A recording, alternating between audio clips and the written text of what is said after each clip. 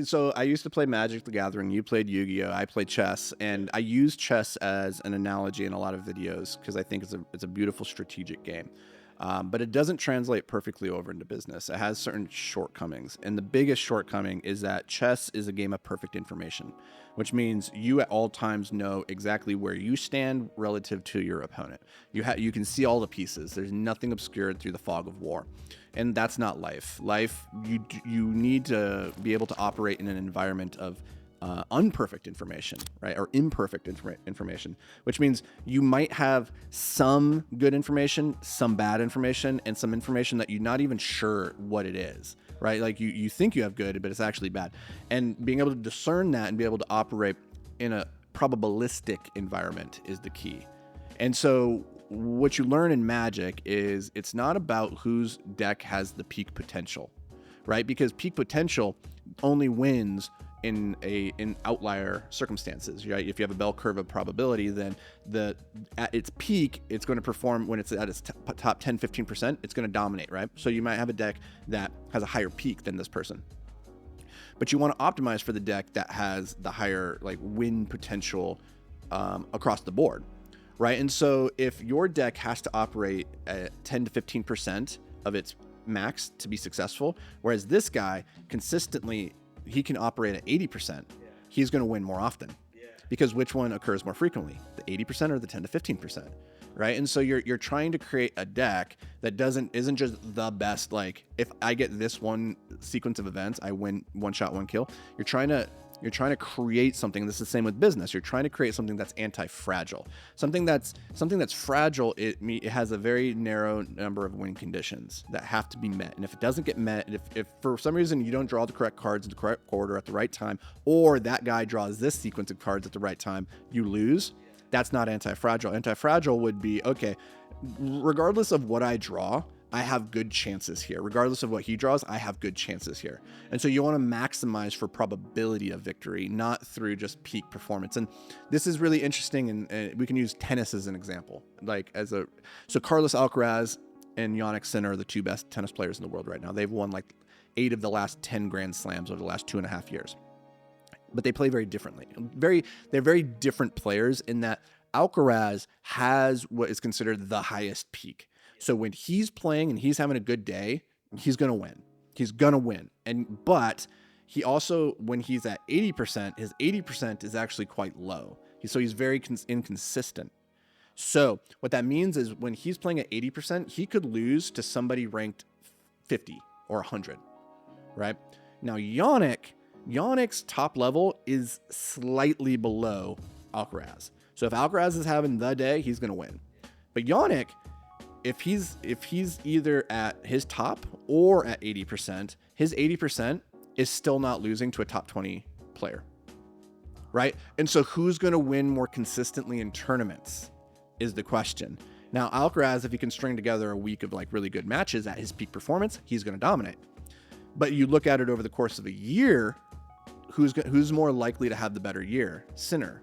Because Sinner's baseline level, his ability to like win under like non-optimal conditions is far greater than Alcaraz's. And now the question is, if Jannik can raise his level so his peak is above Alcaraz's peak, he's never going to lose. If Alcaraz can raise his baseline, his consistency, so that like he's more in line with Jannik, that he should theoretically never lose, right? And so that's what you're trying to think about as you're optimizing your life, your business, and like how do you create conditions where things don't have to play out optimally perfectly for you to be successful? That regardless of if this thing works, this condition or this condition, I still have other options. And I think a lot about this line from Star Trek. This is like one of my favorite lines. I think about this so goddamn much. So Data, who's like this human cyborg, he just played a game of 4D chess against this other alien, and he lost. And he's sitting there afterwards, like, reviewing the game, and he's trying to analyze where he made a mistake, and he's distraught because he can't find it. And Captain Jean-Luc Picard comes in, and Data's like, I'm sorry. I don't know if you can trust my judgment in the future. Clearly something's wrong. And Jean-Luc Picard says, you can do everything right and still lose. That's not weakness, that's life. And when you hear that, at first, it's like, yeah, okay. But when you put it in the context of like, I'm playing this card game and I did everything right, but I couldn't win. It's because you had the wrong hand, right? Like if you get dealt, 7-2 offsuit versus pocket aces, and the flop comes 7-7-2, king jack, and you lose, it's like you did everything right. That's not weakness. That's life. Like that's the probabilities. Like that just because 90% of the time you should win, there's still the 10% where you won't.